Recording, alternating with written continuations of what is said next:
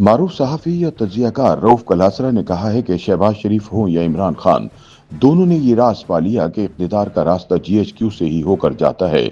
शहबाज शरीफ सियाने निकले, उन्होंने नवाज शरीफ और इमरान खान के इक़्तिदार से निकाले जाने से एक ही सबक सीखा कि बस नौकरी करो और हीरोइज़्म नवाज शरीफ और इमरान खान के लिए छोड़ दो। लिहाजा अगर शहबाज की हुक्मरानी को देखें तो इनसे बेहतर नौकरी आज तक किसी ने नहीं की। फौज से लड़ने झगड़ने का बोझ अपने भाई और इमरान खान के कांधों पर डालकर वो खुद मजे से दही खा रहे हैं।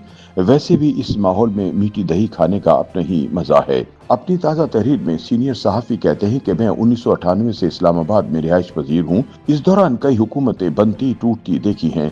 इस दौरान इमरान खान वाहिद वजीर आजम थे जिन्होंने हलफ लेते ही एक शाही हुक्मनामा जारी किया।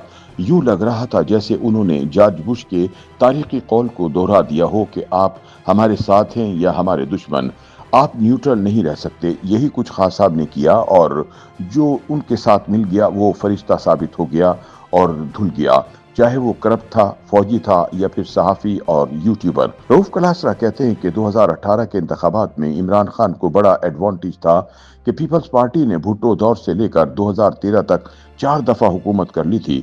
नवाज शरीफ भी 3 मरतबा वजीर आजम बन चुके थे, लिहाजा लोगों को इनके अच्छे बुरे पहलुओं का इल्म था। जबकि इमरान खान वो सियासी घोड़ा था जिसने अभी डरवी रेस नहीं दौड़ी थी, लिहाजा वो अकेला खड़ा होकर कुछ भी कह सकता था।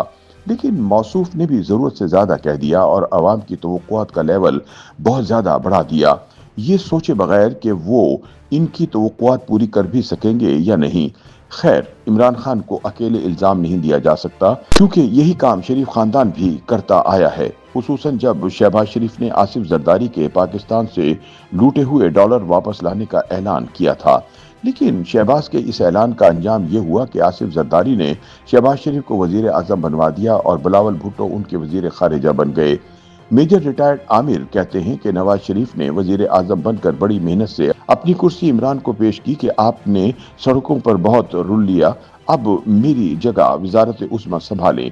उनका मतलब था कि नवाज शरीफ ने ऐसी गलतियां की जो इमरान के काम आईं। इमरान को मौका मिला तो वो जनरल कमर बाजवा और जनरल फैज हमीद के करीब हो गए। ताहम सच यह है कि इन तीनों के आपस में बाहमी मफादात थे। जनरल बाजवा को मुद्दत मुलाजमत में तोसी चाहिए थी तो जनरल फैज को साल 2022 में आर्मी चीफ का ओहदा चाहिए था, जबकि इमरान खान ने हर कीमत पर वजीर आजम बनना था। लिहाजा तीनों के मफादात जुड़ गए। मगर जितनी मेहनत नवाज शरीफ ने इमरान को वजीर आजम बनवाने पर की थी, इतनी ही इमरान ने शहबाज शरीफ को वजीर आजम बनवाने पर की। रऊफ़ कलासरा का कहना है, शहबाज शरीफ हों या इमरान खान, दोनों ने ये रास पा लिया कि इक़्तिदार का रास्ता जीएचक्यू से ही होकर जाता है। शहबाज शरीफ बहरहाल सियाने निकले, उन्होंने नवाज शरीफ और इमरान खान के इक़्तिदार से बाहर निकलने पर एक ही सबक सीखा कि बस नौकरी करो, हीरोइज़्म नवाज शरीफ और इमरान खान के लिए छोड़ दो। चुनाचे आज शहबाज शरीफ सुकून के साथ मीठा दही खा रहे हैं। नवाज शरीफ चौथी मरतबा वजीर आजम बनने का ख्वाब टूटने के बाद अब फारिग हैं, जबकि इमरान खान जेल की सलाखों के पीछे बंद हैं।